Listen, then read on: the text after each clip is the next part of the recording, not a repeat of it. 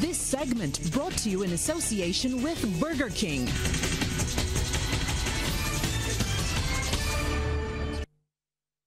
It's sports time. Sean Green joins us live from the sports studio now. Good evening, Sean. Well, they say catches win matches. The West Indies simply need to improve their fielding. Well, that's true, Shane. Good night, Barbados. And the head coach, Roddy Eswick, agrees with you. And he's pleading with the West Indies players to please improve the fielding as the regional team gets ready to face Bangladesh in the final of the Tri-Nation Series. That starts tomorrow morning. Now, Bangladesh defeated the West Indies in both meetings between the two teams, and Eswick says that the batting and bowling has been good, but he's disappointing on how the fielding has been going. The first goal here in Ireland was to reach the final. Now we've got to make sure that we go and win it. We've had a lot of discussions. We've had a lot of meetings about planning and tactics. So now it is up to the players to go and execute. We just need to show a little bit more intent with the spinners. They're going at 3.7 runs and over. In the two games that we've played Bangladesh, I think that we've got to look and strike at 4.5 to 5, and then that will give us a chance to get up to the total of 300, 320 that we're looking for. I think that we bowl well so far, but one thing that's been disappointing is something that we've worked very, very hard since we've come to Ireland is our feeling. We've dropped a lot of catches. In the last game we dropped 4 catches and missed a simple run out. So that's the area that we know that we need to improve in, and we're working on it. Well, despite that, Eswick says that he's pleased to see how some of the players have developed from this series. You've obviously got to be excited when you see two young men, Ambrose and Campbell, especially Ambrose in an unfamiliar role of opening the batting to go on to get 100, and he looks the part that all goes well for the future. Campbell played brilliantly in the one game that he's played, and we've asked Shannon to do a different role, and he's really come up trumps in that role where he's coming in after 10 overs and trying to bowl hard lengths and the ball fast, and he's adapting to that. He's learning that role all the time, and Ashley's improved. He was willing to put in some work the last couple of days with spot bowling, trying to improve his consistency, trying to improve his action, and once he can keep working on that, then he'll continue to improve. Well, that match is set to bowl off at 5:45 Barbados time. That's in the morning, with live coverage on MCTV's ESPN. Well, Chief Executive Officer of Cricket West Indies, Johnny Graves, says that the organization is hoping to rake in over $30 million in revenue from TV rights in 2019. Graves, speaking on the ABS 360 show in Antigua, says it will be a welcome injection of cash following the $22 million in losses incurred by the Windies hosting of Bangladesh and Sri Lanka back in 2018. This year, thankfully, with England touring and India coming up in August of this year, our TV revenues will go significantly past $30 million. So as we get bigger, as our revenues grow, unfortunately the peaks and the trough are becoming really hard to manage. So last year we lost $22 million, this year we'll make $22 million. So and as the President said, it wasn't that long ago, less than 15 months ago, we had surpluses of $15 million and we'd made profit for the last 4 years. Meanwhile, Cricket West Indies Director of Cricket, Jimmy Adams, has advised Leeward Islands all-rounder Rakeem Cornwall to stay the course in his pursuit to make the senior team. Cornwall is currently working to improve his fitness, which many believe is a major stumbling block to his inclusion in the squad. As somebody who, myself, had to overcome quite a few hurdles to get into international cricket, is keep performing. At the end of the day, everything else ranks second behind that. Okay, wherever you play, whether it be regional cricket, A-team cricket, maybe one day international cricket, keep performing.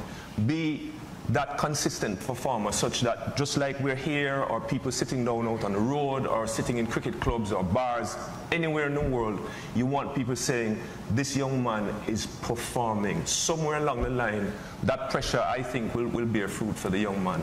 Insignia Globe UWI Blackbirds had their wings clipped by St. Barnabas Club last night as the BNA League continued at the Netball Stadium. Now, with national players on both teams, St. Barnabas got the better of the exchange, winning by 16 goals. UWA Blackbirds in the yellow against St. Barnabas. Ball finds national player Shanika Thomas. Easy pickings for her. At the other end, Brianna Holder was hitting her straps for St. Barnabas as well, getting them up and going. The quality of Thomas shown through here, looping it over and in from some distance. But St. Barnabas was a well-oiled machine on the night. This bullet pass finds Trishan Dean to finish the play. And if it wasn't a bullet, the loop worked as well over the defense. Holder, poise, shoots and scores. Once more, St. Barnabas always seeking out an opportunity, and they found it. Over to Holder again. She shot 32 of 37 for an 87% scoring night. But UWI is a quality team with quality players.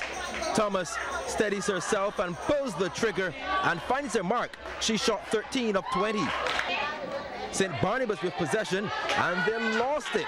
Now the ball goes the other way, taking their time, moving down court. Wharton finds her goal attack, and Thomas sinks another.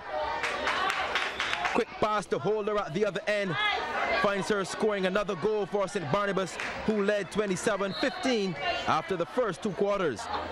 And they continue to press ahead. Dean with that shot. No problems with the execution.